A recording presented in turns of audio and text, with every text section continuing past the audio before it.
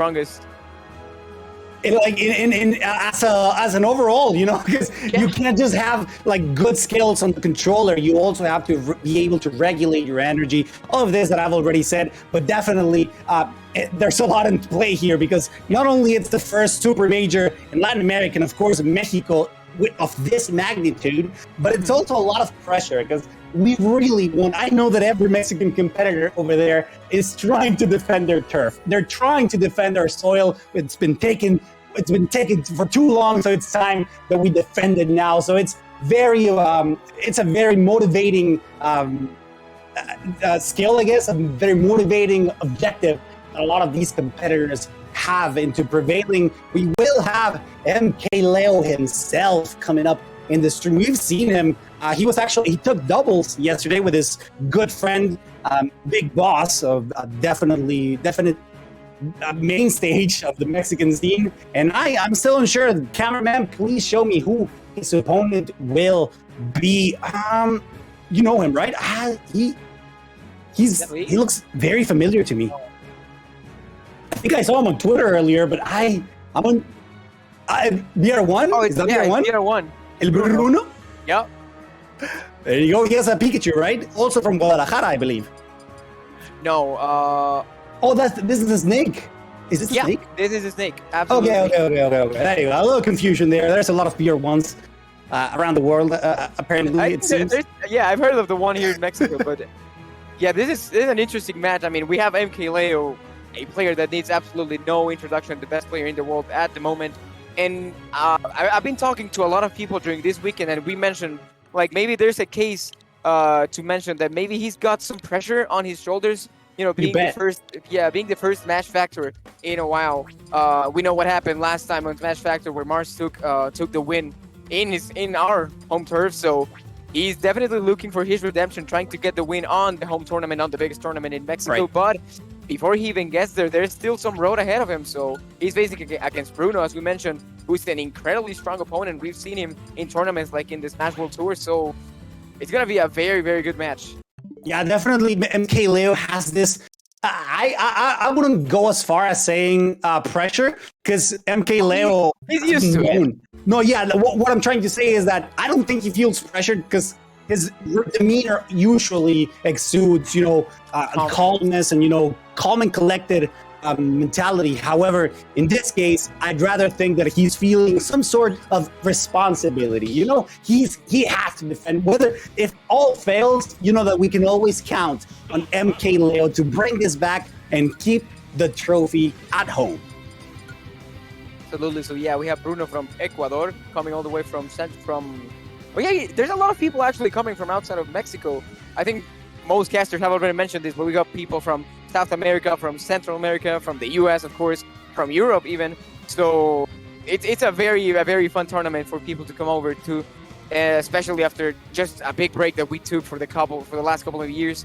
So it's just exciting to see a lot of these people facing off again against each other once again, because as you mentioned earlier, there's a lot of people who can't really have the chance to travel outside of their countries or even to go to the US different majors. So this being like their first chance to do that, so it's exciting, and I guess they have some pressure on their shoulders as well, but they're having fun. They're gonna do their best, and we'll get straight to this. Yeah, we get another snake. We get another explosive match. However, this time we're going to be using the Aegis, Pyra and Mythra, to try to mitigate that onslaught that Snake can just so easily and quite comfortably put out at all times, really. And you have to be very mindful because, you got those grenades that pretty much are combo cancels at any given moment. But still, how do you escape just the aggressive onslaught that Mkleo himself will provide? That Latuani that never concedes.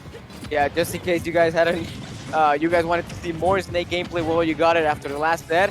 Of course, Bruno, once again, a very similar playstyle when it comes to how to start the match, as we saw with Alan Diz, trying to use those projectiles to set up different scenarios to make his opponent uncomfortable. But of course, he's facing against Leo, who he doesn't really seem to be scared at all to go in and do damage. Of course, being very patient, playing very safe, of course, not trying to get hit by any projectiles, because at this percent, any mistake can cost any of them. So it's going to be, of course, Mkleo near the ledge who's going to take the very first stock, and now switching back to Mythra, trying to deal some quick damage. And we see it right here starting with this little bit quick string, taking it all the way to 44%. So good stuff on Leo, getting already a quick lead at the start.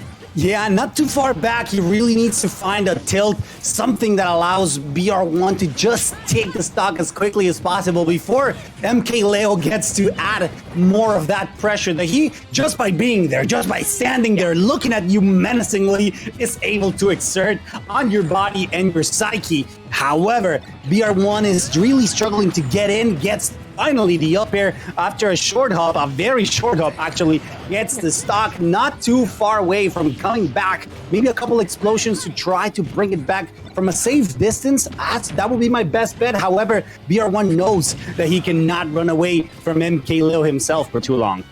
Yeah, that's exactly the case. It's going to be Mkleo putting in the pressure once again on the ledge, trying to force a mistake or get a good read on Br1 and Bruno to take the stock. Can't find it just yet. Of course, Br1 using those projectiles to pressure Leo to maybe force him to make a mistake as well, or start maybe a good string to deal the damage, because 66%, it's still not that much. And of course, that up B, not going to be enough just yet to take the stock. Great DI from Br1, who spent his time on the stage, but that's going to be enough to take the second stock. So Mkleo one stock away from taking the result on this game one of the set. But of course, Br1 is going to play from a little bit of a distance, doesn't really want to get that close at this moment, because any mistake can cost him, especially when it comes to this strings, already on 45% very quickly. So he's going to be very careful when going in and doing some damage. Yeah, you know that as soon as Mythra comes out, it's combo city, especially when you're dealing with Mkleo. He knows when you're going to try to drop, he knows when you're trying to air dodge into safety, and he will be waiting, whether it's with Pyra or with Mythra. You know that the result is going to be the same. The challenge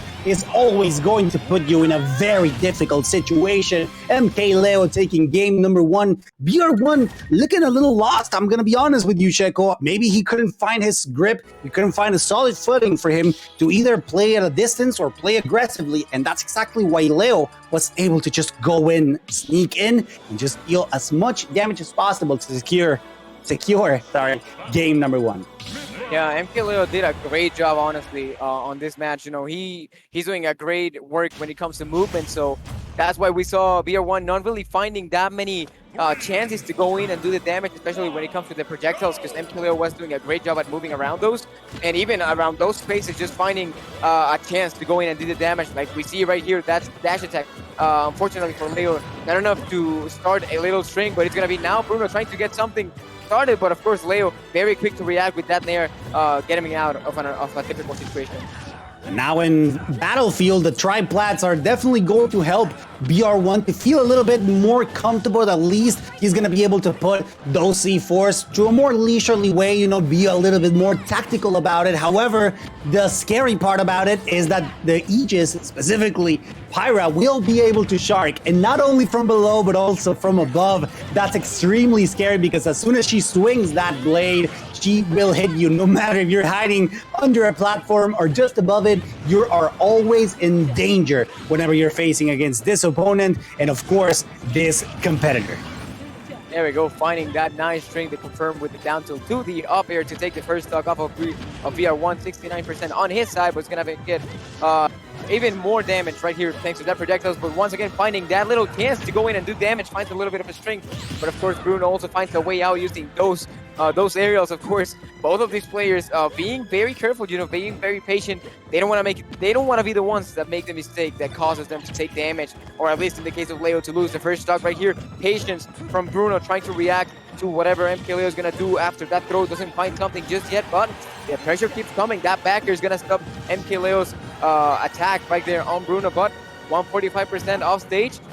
He's doing a great job once again when it comes to moving around those projectiles. No, definitely. Nikita has been the player, the MVP of this match, now that Bruno has adjusted at least a little bit better when it comes to the distance fighting. However, still, as soon as that threshold is met, you will find yourself fighting against the powerful Aegis. No matter what kind of blade it's out, whether it's the fire, whether it's light, you know that you will get punished every single time. And that's why Bruno needs to be very, very methodical when it comes to landing or picking an option, trying to get out of this advantage, because otherwise Mkleo will keep extending the insane advantage that he currently holds, and it doesn't seem like he wants to let go of it.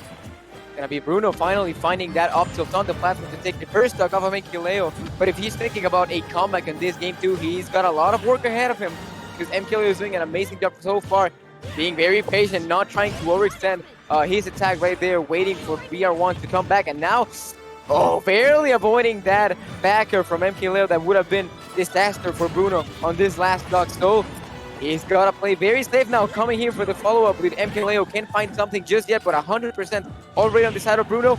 A single mistake might cost him right here. Wow. And it's going to be that conversion with the up. He doesn't take the stock just yet, but this one should. Yeah, definitely. The pressure is never ending from Mkleo. You know that if a flash screen, the final screen, comes out and it doesn't take the stock, you will not feel comfortable enough with that. He will chase you down and try to get it a second, a third time. It doesn't matter how many tries it takes. He will always be on the active hunt of those stocks, taking every single time. Now it's a 2-0, and Bruno definitely has a huge task here, because he's not, well, first of all, he's fighting against the best competitor in the world. Now that we're going into Pokemon Stadium 2, there's going to be a little bit of extra room to play around. Maybe those Nikitas that were working so well earlier. However, Mkleo is a demon when it comes to adaptation, so that becomes increasingly harder as we come into game number 3.